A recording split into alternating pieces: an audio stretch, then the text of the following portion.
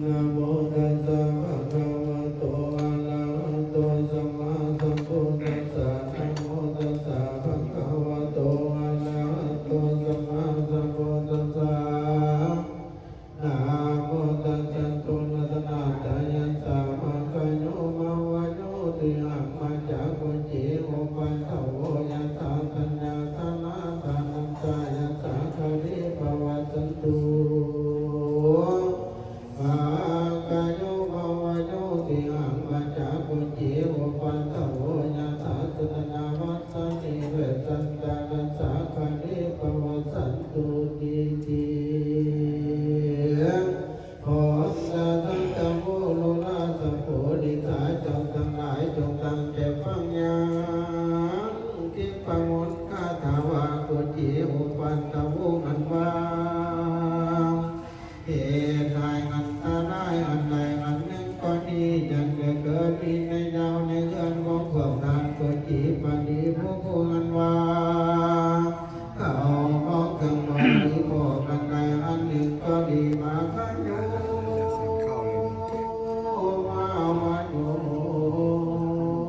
ก็อย่าได้เจ็บไปหมดไปจากท่านเถิด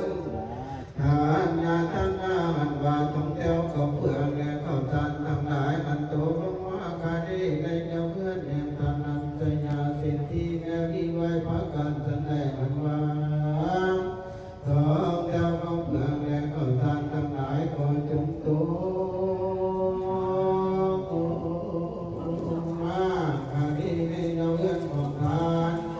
ด้วยพระการสันเถิดนำคือว่าเพิ่งเจ็บไปมันไปแห่งวัตถุของเครื่องว่าดีโพพอดีความมักผีจะได้อันใดอันหนึ่งก็ดีแต่ได้เกิดมีในการในเรื่องของพวกทางที่พากันเนื้องโอ้ที่บางทีผู้ผู้มันว่าวัตถุของเครื่องว่าดีโพอันใดอันหนึ่งก็ดีแต่ได้โพอย่าได้เห็นไปจากเป็นคำตั้งนั้นในคำทั้งหลายอ่านตัวปมาการนี้ในเจ้าเพื่อนอุปันตาเศรษฐีแด่มีไว้อุปมาสันไหนมันมาทำสมานเข้าของเรานั้นพอจุดตัวมาการนี้ในเจ้าเพื่อนของทานก็มีไว้พระการสันเถิดนำโย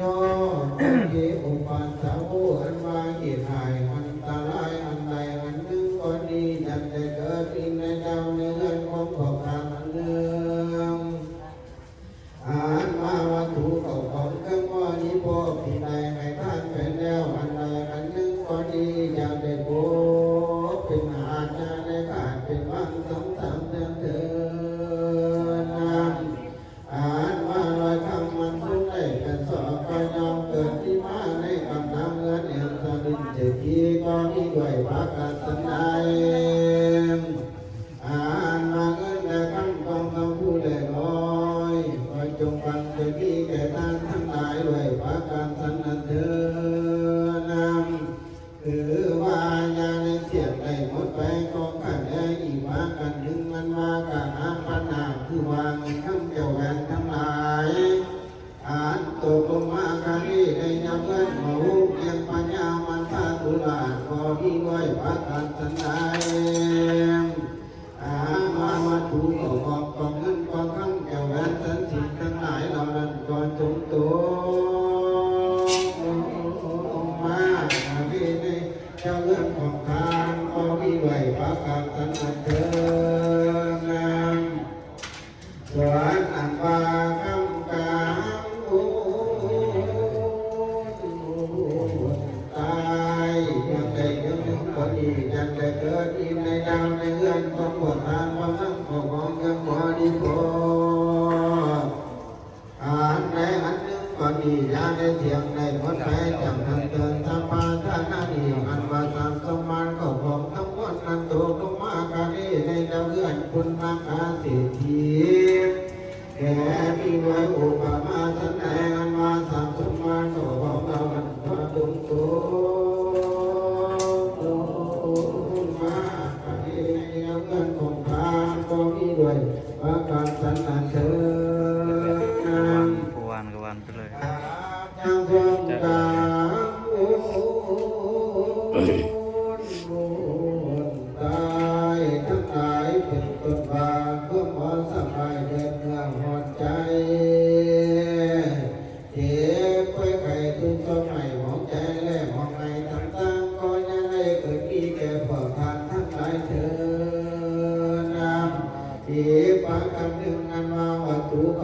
เครื่องบ่นี้พออันใดอันหนึ่งก็ดีคือว่าเงินขั้นเกี่ยวแหวนเสื้อผ้าอาภรณ์เขานำโฆษณา